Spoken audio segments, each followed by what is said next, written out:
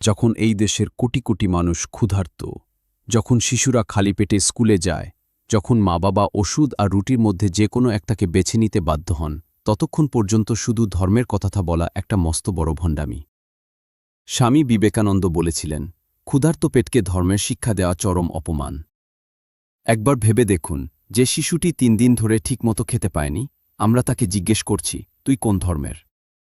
যে তরুণ কাজ পায়নি, যে কৃষকের ঋণ মকুব হয়নি, আমরা তাকে বলছি, আগে মন্দিরে এসো, মসজিদে যাও, স্লোগান দাও। কিন্তু আসল প্রশ্নগুলো তো অন্য জায়গায়। রুটি কোথায়? শিক্ষা কোথায়? চিকিৎসা কোথায়? ধর্ম নাকি ভণ্ডামি? যদি ধর্ম আপনাকে প্রশ্ন তুলতে বাধা দেয়, যদি ধর্ম আপনার ক্ষুধা নিয়ে আপনাকে চুপ করিয়ে দেয়, তবে বুঝে নেবেন, সেটি ধর্ম নয়, তা হল ভণ্ডামি।